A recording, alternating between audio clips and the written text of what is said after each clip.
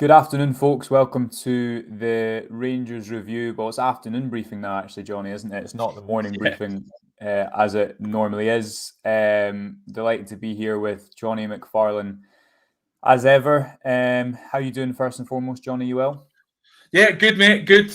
Back from a wee break. A couple of, 36 hours with some in-laws. So refreshed and ready to rock and roll in what's going to be a very interesting few days, I think. Yeah, absolutely. And delighted, as was the case yesterday, Johnny, that we are able to be sponsored this afternoon, not this morning, by our partners over at OneFootball. And as we told everyone yesterday, Johnny, OneFootball is a fantastic footballing app which gives you absolutely everything you need to know in terms of live football. As you're seeing on your screen just now, you can get lineups, news, stats, anything you need. And the best bit is, Johnny, it is absolutely free. I've downloaded it. I've been enjoying it. I'm sure you have as well, Johnny. Yeah, it's absolutely great, mate. What it gives you is instant reaction. If you get goals far quicker than you do on Twitter and things like that, they come straight to your phone. So if you want to stick on a club there in another league, or even obviously Rangers, if you can't get to the games, then you're going to get the scores immediately. But there's much more than that on that app. There's articles, there's the ability to rate players in each game, there's lineups, tactics, the whole shebang. So it's terrific. Absolutely perfect. So yeah, the link is in the description, folks. As you can see on the screen, download the OneFootball app for free. And remember as well, if you're watching on YouTube, then hit the subscribe button. Now, Johnny, we're going to start off today, and we're going to come to this towards the end of the video because we know sometimes people like to come on a little bit later with some exciting news that we have at the Rangers review today that applies to current subscribers and new subscribers who can be in with a chance of winning 2 tickets to the biggest Rangers game in 50 years, or well, 14 years, but we'll say 15 because 50 because it's current. Chance to win 2 tickets to Seville. Why don't you tell people a little bit about how they can enter, and I will put the subscribe link in the chat. Yeah, absolutely, guys. So we have got our best ever subscription offer. This is a beezer. And I think it's safe to say that we will never have a better subscription deal than this in terms of we'll have better prices perhaps in terms of like over the amount of time, but you will never get a better offer in terms of what we're offering alongside it. It's £6 for 6 months coverage with the Rangers review. Obviously, that is an utter bargain in and of itself. It's normally £2.99 a month. You get absolutely everything we do. It's all ad light. So you're not going to get intrusive situations on your desktop or your phone when you're reading our content. And listen, the content's fantastic. Everybody says so. Just speak to anyone who reads the Rangers review. They'll tell you the content is great. Tactics, big interviews, videos like this every day. We go to the games. You get video content from the games. You get analysis, Twitter Spaces, interviews with former players. The whole show. I've said that already, but I'm just going on a stream of consciousness like James Joyce here. Everything is there. £6 for 6 months. Now, that's great. That is very good. But we thought we need to take it up a level. There is, a reasonably big game coming up in the Europa League final. And we have got 2 tickets for the Europa League final, a pair of briefs. And if you subscribe to the Rangers review, you will be in with a chance of getting those tickets. One of our subscribers will get those tickets. Now, we absolutely love the guys who have come on and supported us to get to this stage, Joshua, and we would never discount them. So all you guys, if you already subscribe, will also be getting an email with a form. You just fill it in quickly, and that'll put you into the competition.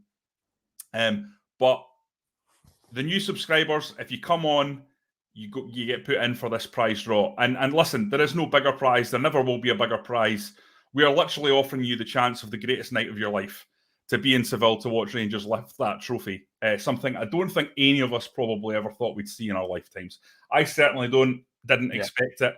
I'm pretty sure you won't have, Joshua. Even as optimistic as you are as a person, that would have been something probably you'd have thought maybe, given the polarisation in Europe's elite, would have been a step too far. But here we are. We've got 2 tickets, guys. It's on there. Just get on and subscribe. Josh has put the link in there. It's £6. That will give you 6 months access. Plus, you will be put into this prize draw if you fill out that email that we send you. What an offer that is. That is unbelievable. Just to recap, Johnny, if you're a current subscriber, you'll get an email. If you haven't subscribed, head to the Rangers Review and click subscribe, or there's a link in the comments and in the description below. Subscribe. The £6 for 6 months. You won't win that, Graham. That is not. I mean, I'll throw them in if you want them. If it gets Graham's vote. And as Johnny says, being with a chance to win 2 tickets to Seville. So absolutely fantastic. Do take us up on it. And as Johnny says, we hope that you really enjoyed the content along the way. Right, I think 6 minutes in, Johnny, it's time we provide some of that content. The headline being, is Giovanni Van Bronckhorst a better European manager than Steven Gerrard? Now, I'm just going to throw that to you as a whole in the first instance, Johnny. See where you take it. What do you make about that? What comes up in your mind when that question is put up at the top? So, first of all, I would say Steven Gerrard deserves enormous credit for what he's done as Rangers manager. The fact that Rangers are in a final is down to the hard work he's put in terms of setting up the foundations. There's no doubt in my mind. That graphic that was going around that was saying that Rangers were put together for, I think it was 13, 14 million pounds, certainly under 20 million. Yeah. Compared to Leipzig's, which was astronomical. That is his signings. Make no mistake about it. This is Steven Gerrard's team. Now, Giovanni Van Bronckhorst has made it his own. But in terms of just going out there and picking up the players, that's the hard work that Gerrard has done. Now, having said all that, and having said that Steven Gerrard has built this monster of a European side, I do think that Giovanni Van Bronckhorst has raised the bar and moved it on with some of the things he's done. The two obvious things are unlocking Calvin Bassey as a central defender, which has been enormous in Europe, because all of a sudden you have a guy that can run as fast as anyone. So you're no longer worrying about the counter-attack to the same extent as you were, because here's a guy who doesn't get beaten on a foot race. I have never seen Calvin Bassey beaten in a foot race. Has anyone? Has he been beaten in a foot race? I don't think he has. I can't think of a time. He's not been beaten in a foot race. So there's that. And then the second element is he's turned John Lundstrom into a monster, a beast. I don't even know how, I can't even put into words how good John Lundstrom's been in this European campaign. Yeah. A feared combatant, a warrior, going from a Rangers zero to a Rangers hero to a Rangers legend, John Lundstrom, in terms of his performances at a European level. So turning those two players around and then bringing in this slightly more tactically flexible approach, it's led to some basketball-like games. It's not that beautifully symmetrical Steven Gerrard. All the patterns are clearly thought out previously. Everyone knows exactly where they are. It's not quite as detailed as that. I think there's more onus put on the players themselves. It's less deliberately, specifically tactical in terms of where everyone has to be at every single moment of the game, wherever the ball is. But that's not to say it's not tactical, because Gio is tinkering with it all through the game. I noticed John Lundstrom was talking about it and described him as a genius, a tactical genius, which is high praise indeed. And I think that flexibility that Giovanni Van Bronckhorst has shown in terms of being able to change games as they go on, that is not something that Steven Gerrard really did. He had an idea, he had a plan A, and plan A had to work because plan B Let's break that down a bit, Johnny. So I think that's the main point, and we'll get into more specifics because we've got loads of great comments coming in. But I think if you had to, in a couple of lines, describe the difference between Gerrard and the difference between Van Bronckhorst in Europe, what you would say is that Van Bronckhorst is more reactive to the opposition. And I think that does two things. Firstly, it means that if an opponent's going to play a certain way, there's numerous examples which we can get into. Van Bronckhorst can react to that. So you probably don't see Gerrard going to a back five at halftime against Borussia Dortmund.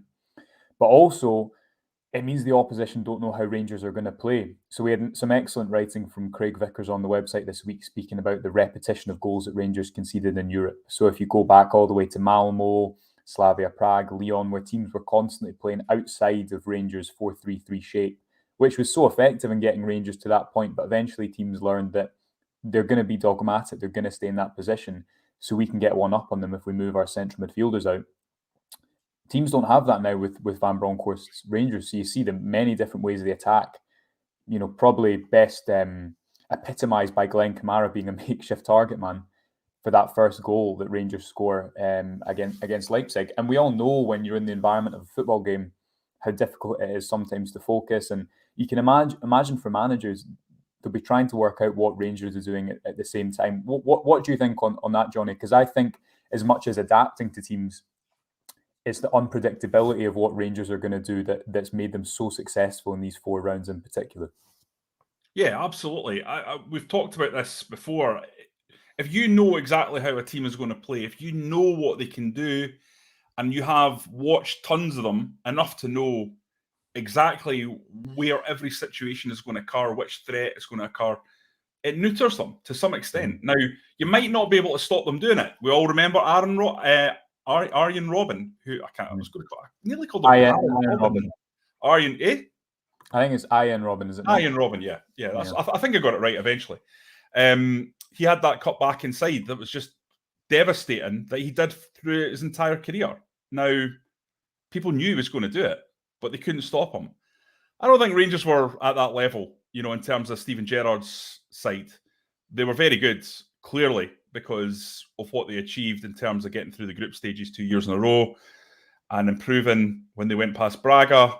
Okay, they came up against the Slavia Prague team that I think fine margins saw them go through. Rangers were lacking a bit of physicality, so guess what? They went out and got John Lundstrom, and that looks like it was in many ways that is now looking like it was the final piece in the jigsaw, and So, what was the original question, Joshua? I've gone off on one, and I'm now lost. We're speaking about the teams not being able to predict necessarily exactly how Rangers will defend and attack. So they don't know exactly what space to attack. There's probably not the same repetition of goals conceded from Rangers' point of view. Yeah. Van Bronckhorst hasn't been in charge of this team long enough to say we have a fixed pattern of play. And what we have seen from the time that he's been in is that he doesn't have a fixed pattern of play. He doesn't have a philosophy. His philosophy is winning games. His philosophy is, I want to see what the opposition is doing and then I will adjust. And that philosophy has applied to Scottish football as well to some extent. We've seen it in games. The one that stands out, Josh, is the one that we were at together against Dundee United when James Tavernier started the game at centre-half. And we were all looking at each other going, Tavernier at centre-half. And it lasted 3 minutes. Yeah. Because of something Dundee United did. Yeah. And that is very, very, very unusual for a Rangers manager. Normally, the Rangers manager mantra is they worry about what we do. And has that been a problem domestically? Is that a learning for him domestically? Has he changed track? Well, that'll be an interesting one perhaps to ask him in the weeks ahead. Well, not even weeks ahead, in the days ahead now. Yeah. Well, I think you need to look as well at, we covered a lot when we launched the website. We got a lot of traction time out of Steven Gerrard on Rangers TV that time, speaking about the need to evolve. Yeah. And I'm paraphrasing, but effectively what he said is, teams have seen this system for a while, we need to change. But Gerrard, as everyone will know, there's different, I think, styles of management. Michael Beale often spoke about variation within a system and individualism, bringing that variation. So Fashion Sakala will play the right forward role different to Scott Arfield, and therefore, that's to one person that's changing shape, to another person that's just changing individuals.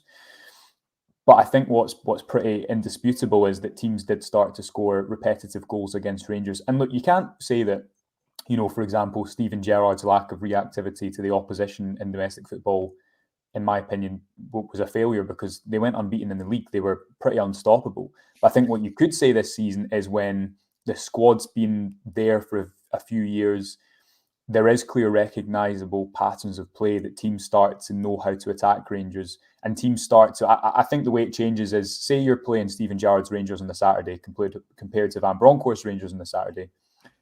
You can probably tailor that whole week to this is how they're going to attack, this is how they're going to defend within an inch of their life. We know the midfielder is going to drop back and receive the ball here. Yeah. And even if the individuals are different, we know that the rough pattern of how they're going to defend is this way, so we need to switch play more. Whereas with Van Bronckhorst, well, I agree, I don't think you've seen as much his philosophy with the ball, or certainly his philosophy is more adaptable with the ball. Without it, I think it's quite clear in terms of going man for man, instead of creating pressure around the ball. That's why you see players like Calvin Bassey and John Lundstrom be so integral, because they're physically dominant 1v1. That's certainly my take on it, Johnny. What do you think on that? No, listen, you're spot on, Josh, and you are, I think, one of the first people to really identify this man-for-man system that he's going for. It's highly aggressive, because obviously if you're going up against a team that has players that can beat a man, then it's chaos. And, you know, in the Super Cup, Liverpool will be tough. I did Liverpool see might be the ones that show them that it can be dodgy at times. To be fair, if any team is going to beat Rangers, and I think the support would say fair enough, I think Liverpool would be up there. But I agree, Liverpool and Madrid will both pose a difficult test. That Super Cup, Josh, that Super Cup's going to be a difficult one, regardless who you get. Yeah. Let's get into, Johnny, what some of our watchers have been saying. Quite a similar theme in terms of what people think. Peter Lawrence says Gio's kind of expanded what Gerrard's done and built on his foundations, which I think is pretty fair. Rory says a relatively similar thing, but says that Gio has to get his recruitment right in the summer, and I completely agree with Rory. I think it'll be really interesting to see what happens, what Gio can do with his own players, because it's easy to forget that he's not had the luxury of that so far. Gary, who's a regular viewer as well, says I couldn't see Gerrard getting us past Dortmund or Leipzig. However, he took the team from no marks in Europe to the last 16 in previous seasons. And I think that leads us on nicely to probably the reality of this question, which is that they're different managers, and maybe Van Bronckhorst is a little bit more experienced. Certainly, I think you'd have plenty of evidence to show that he can change in game. But he's evolved what Gerrard did, and you can see those foundations within the team, the foundations of creating an atmosphere like last Thursday, because the support has learned to build that trust in the team in Europe. So even if the answer is yes, probably Van Bronckhorst is better managing at that top level, or certainly in Europe, you can't underestimate, I think, Steven Gerrard's part in this success and laying the foundations, can you, Johnny? No, definitely not. And the longer that the time goes by, the more you realise just how big a job Steven Gerrard did at Rangers in terms of what he walked into. He walked into a calamity, Josh. Make no mistake about it. There was very, very little there. Ryan Jack was there, James Tavernier was there, and Alfredo Morelos was there. Those are three very good players. Of course they are. But apart from that, really, it was not good. And he had to completely restructure and rebuild that side from pretty much scratch. And his hit rate with transfers was very, very, very good indeed. The big ones he got right, Ryan Kent, Helander, Connor Goldson, what a deal that was. Now, with retrospect, £3 million from Brighton. People thought a championship defender coming up, how good is he going to be? Yes, he was in the Premier League, but the most of his appearances have been at championship level.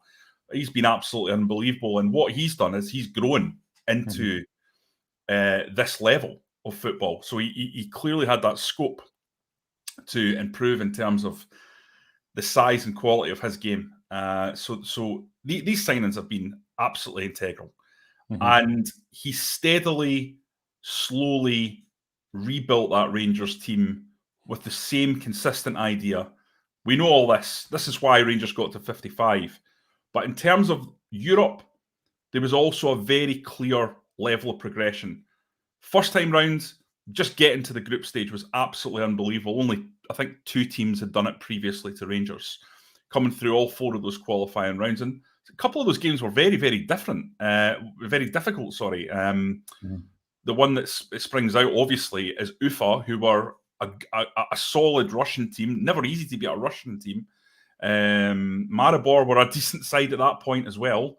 And the game at Ibrox was a really, really good atmosphere and a good performance from memory. They get into the group and they punch roughly where they should. I thought perhaps a touch unlucky not to qualify in that first one. Yep. The next season, they actually managed to get through. And, you know, what an achievement that was. And then you get last year where you get within a fraction of that last 8. And Slavia, the only real difference between the two teams, it was a wafer thin margins. Mm-hmm. I just thought was they had a bit more physicality about them. A bit, I mean, obviously, we will not go into the detail about them being a nasty club and all the rest of it. And clearly that they're not a very nice club. But in terms of like physical quality of their players, they just had that edge. And I think Lundstrom and Bassi, that's what, to me at least, that's what's taken Rangers up. Yeah. That power and pace. Stuart McLaren gets in touch to say he's late to the show because his work asked him to do some work when we were going live. Shocking, Stuart. I know. Don't they know? They're obviously not subscribers. And Ross asking the important questions: where are we all meeting for a pint in Seville? Ross, that sounds fantastic, and we will absolutely arrange that. Ross is a friend of the show who me and Derek had the pleasure of chatting to at Hampden recently. Takes us in nicely, Johnny. So if we sum it up, I think we're in kind of relative agreement. Van Bronckhorst has worked out, certainly in European terms, as a nice evolution on what Steven Gerrard's built. Yeah. The league, although there's been a 12-point swing, I think certainly the success in Europe shows that there's a template for success there, as does the stronger Old Firm performances recently. And you could maybe say, look, with some players in the summer that are better suited to Van Bronckhorst's style of football, Rangers will have more domestic success. Derek's saying, what's our style? And I think Derek's probably referring to what's our style with the ball. Now, I mean, I think you've seen this evolve, obviously. Preferably, I think what Van Bronckhorst wants to play is the 4-3-3 that was seen at Ibrox on Sunday. Yeah. We've got two number 8s who are really good on the ball and they're intelligent, lots of vertical play, high and wide wingers. And I think what Van Bronckhorst has had to do, and it worked pretty well, was move to a more structured midfield and include Scott Arfield and Aaron Ramsey on the right to help get the ball up the pitch, because, you know, it took him a while to release the full-backs and he needed those aggressive centre-backs, which he has in Connor Goldson, to kind of bring the ball forward. But what I think is going to be really interesting, Johnny, to see is in the summer, can he get players who are incisive in space, maybe a little bit more than players? Because you think of players like Hadji and Aribo, and there is a big difference in the slow build-up play that Gerrard favoured compared to the direct build-up play that Van Bronckhorst often favours. So can he get players like that? Will he sign a number 6 who can play on his own, or will he kind of stick with the two? But certainly what you'd say is there does seem to be that template for success. And for me now going forward, you know, we obviously don't know what's going to happen with Connor Goldson, but I think you've got to keep Calvin Bassey central as much as possible, because I think there's no reason to move him out of that position for me. I mean, what do you think about this style going into the summer, and where do Rangers need to strengthen? Obviously, we'll get into that a lot more in the summer, but especially now that, you know, it's improved in the last month, the situation, what's the turnover going to be like? Well, I would love Connor Goldson to stay, but you've got to assume that that's not going to happen, because if he does stay, then it leaves the John Souttar transfer just a bit befuddling, doesn't it? I mean, he's a replacement. He's an obvious replacement. You couldn't play alongside him, or you wouldn't imagine you would want to play him alongside him, given most managers want a left-footed centre-half to move the ball quicker. Yeah. Calvin Bassey's there already. Leon King's kicking about. I know he's not left-footed, but he's still there. Played a left back on Sunday as well, didn't he? He's comfortable there. So I think we've got to say John Souttar's going to be one of them, one of the defenders. Leon King should absolutely, in my view, be one of the defenders. Philip Hallander, I don't think is going anywhere. Might be wrong about that. I know there's been a little bit of interest, but given his injury problems, I don't think he's going to go anywhere. And then Calvin Bassey. And to me, that's your 4. Mm-hmm. Leon Balogun, do you keep him around to have a 5th? I don't know, Joshua. It depends on your finances. Depends on how much it's going to cost. I think Leon Balogun's a terrific player. Yeah. And he's getting to the stage in his career where maybe he would want to hang about and be a squad player and fight for his place. 5 centre-half seems like a lot, but given there's a propensity to move to 3, maybe it's sensible to have 5. You've got John Lundstrom can play in there as well. I think there's going to be major changes beyond that. That's your base. Yeah. I personally would not bring in a goalkeeper, Josh. I think stick with John McLaughlin. Yeah, I've seen enough to believe that he'd be a good fit. I think you've got Robbie McCrory behind him, and that makes sense for the club. You're not putting a big outlay. See how he gets on. If they need to go and get a keeper in January because it hasn't worked out, or if they need to go and get a keeper in the next summer, then they can. But I believe that John McLaughlin's got enough quality to do that. Mm-hmm. He's not necessarily Alan McGregor in his pomp, by the way. I just want to say that. But he's really good with his distribution. That much has been clear. I thought he had a couple of ropey moments against Celtic, but in the first half. But once he got relaxed into the game, I thought he was very good. Mm-hmm. So, in terms of defence, that's how I see it. People are asking about Nikola Katic. I don't think Nikola Katic is going to come back in this team, guys. I just don't see it. I think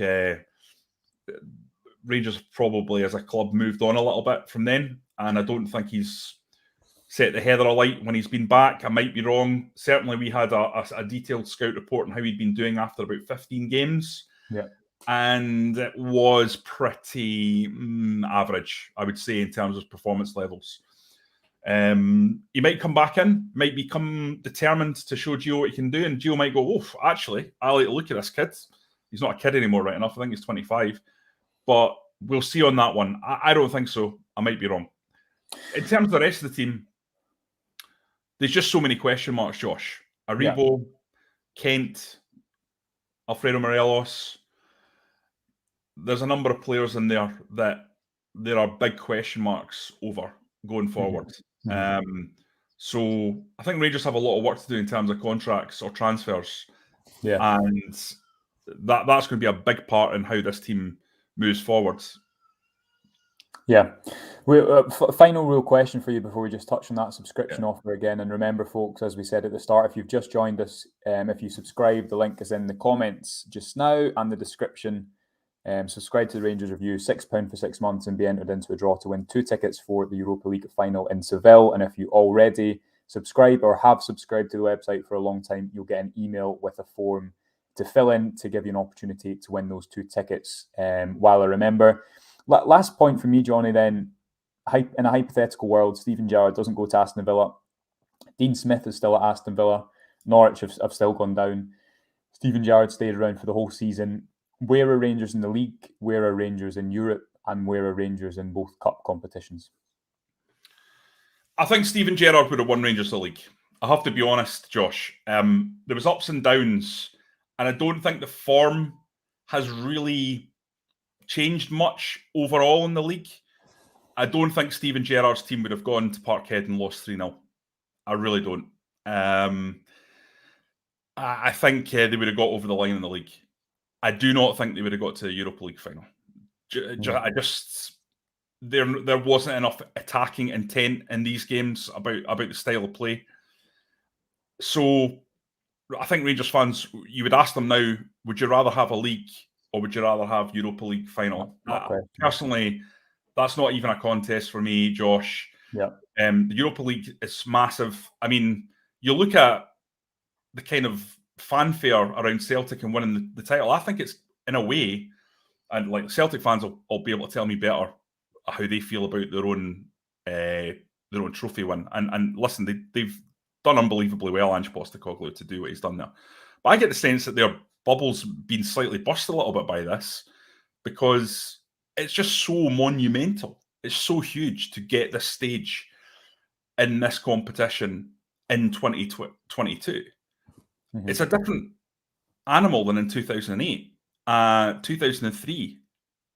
So I just think it's overshadowed almost everything in Scottish football this season. And to win it, to lift the trophy, there's an argument, and I'm not saying I agree with it, and we'll probably go into detail on this in the coming days, but there's an argument to say it'd be the greatest achievement in Scottish football's history.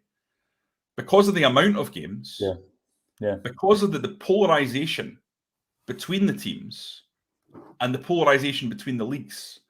The fact that a Scottish team has got to this stage is a real turn up for the books and an enormous show of the quality of work that's been done by people at Ibrox in the last 4 or 5 years. And I think that's one of the things. The Rangers board have made mistakes since 2016. I think the Australia friendly, obviously, a lot of people were galvanised around that. But the quality of work that's going on at the club, it's inarguable. Because look at where they are from where they were. Mm-hmm. Mm-hmm. The team that this board inherited when they took over had people like Nicky Clark and Nicky Law and Danny Wilson, with respect. It's a completely changed days. Yeah. And that's all on the basis of what they've done and the money they've put into the club to build it back to where it belongs. And I think you have to say on that as well, Steven Gerrard probably the biggest factor in that. In terms of him figureheading the club at that point. Obviously, there was a director of football when he came in, but I think, Gerrard's role in he relaunched Rangers. That's what he said again after that game against Ufa. It was a significant result for the team, and you look at those 4 qualifiers 3 years in a row: the Legia Warsaw game at home, the Galatasaray game at the start of the title-winning season. Significant moments that Gerrard did so well in Europe to get Rangers there. So I think Josh, I'm going to interrupt you for a second, right? Because this is a good poser, right, for us to get our teeth into. And I want you to have a wee think about this, right? I'm going to just have a wee talk to the guys once again to remind you, we've got an unbelievable subscription offer where if you subscribe to the Rangers Review, you're put into the hat for 2 tickets to the Europa League final. We have a pair of tickets that we will give to one lucky subscriber. We've got the subscription link in the comments there for you to jump on. It's £6, and that gets you 6 months coverage. Not £6 a month, £6. That's you done for 6 months. Every single thing that the Rangers Review you will get. On top of that, you go into this draw and potentially the greatest night of your life on the Rangers Review. So we will be drawing that on Tuesday morning. So yeah, it's huge. The best by far deal that we've ever done for subscribers. And that includes, obviously, subscribers who are already part of the Rangers Review family, as a thank you for all the support that they've given us in the time that the website's been going. So, yeah, one subscriber is going to be very happy and have 2 tickets to get into that game. But Joshua, before we go, this is something to get our teeth into. Billy Gilmour. Now, there's going to be changes in that midfield. We've already talked about the fact that Giovanni van Bronckhorst seems to have fallen into this structure of a 2 and 1 in front rather than the 1 and 2 in front that's more traditional in the Dutch model. The good news is Billy Gilmour can play either of those roles. He can play anywhere. He's got that quality. But a season on loan, what do you think? I just can't get my head round the romance of that. I can't ignore the romance of having Billy Gilmour back strutting his stuff at Ibrox. I would be delighted to see that, even though in general I find loan moves probably not my cup of tea. Yeah, just quickly as well, Ian McPhee saying including existing subscribers. Yes, Ian, you'll get an email about it with a form including existing subscribers for the tickets offer. Would I take Billy Gilmour? 100%. Not a question about his technical quality or whether he could do it. That's not so. He's so far above that conversation. Could it happen? I mean, if you get into the Champions League, Johnny, I think theoretically, yes, it could happen. You've seen I know the Diallo loan hasn't worked out, and I don't think Gilmour would be a similar comparison in terms of taking time to adapt to Scottish football, or he's played a lot more first team football. But in terms of teams sending up a really valuable player, because Diallo cost, as we know, United about 40 million. In terms of a big team sending a prized asset into the Scottish Premiership, I think it could happen. We obviously know that Gilmour's a Rangers fan growing up. I certainly think he'd be able to play that role at the base of midfield really successfully. Would love it to happen, and there's things that make it seem possible because of his connections to the club, but also you look at, would Chelsea just rather send him to somewhere in the Premier League?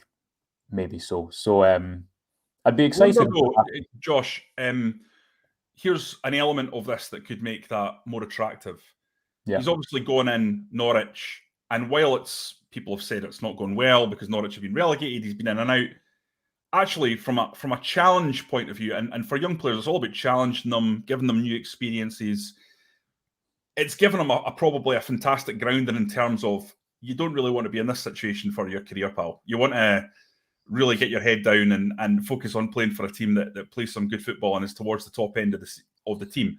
Now, if you want to get Billy Gilmour and transpose him into a Chelsea team that's largely dominant, but certainly ball dominant, certainly a team that's going to be on the front foot in most Premier League games and certainly the cup games and in Europe too, wouldn't it be better to then say you've given him that Premier League experience, now we want to put him into a ball-dominant team where he's dictating play, he's setting tempo, he's playing in Europe at a high level, and if Rangers are in the Champions League, and we obviously hope they will be when they dispatch Frankfurt, that all of a sudden makes Billy Gilmour someone that might be attracted to Rangers and make Rangers an attractive proposition for Chelsea.